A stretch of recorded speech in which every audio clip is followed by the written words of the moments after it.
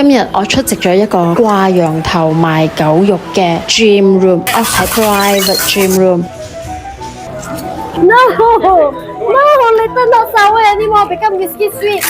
咁咧，我身邊咧就有一位非常之有家底兼且有膽粗粗嘅女性朋友，最近咧就真係膽粗粗咁投資咗一間 private gym。後期我先知道原來呢個 private gym 咧喺檳城咧係非常之有名氣嘅喎。咁當然啦，佢哋喺馬來西亞嘅吉隆坡今次嘅呢一個 soft launch 咧就係第一間嘅。點解我講佢係掛羊頭賣狗肉咧？因為呢一間 gym room 你睇起嚟咁鬼死高級、咁鬼死高檔，仲要係 private gym 1對1，即是話你一個人係對翻一個 trainer， 係特別 exclusive 嘅 service， 但係咧佢啲價錢咧平到冇朋友啊！咁樣仲唔係掛羊頭賣狗肉？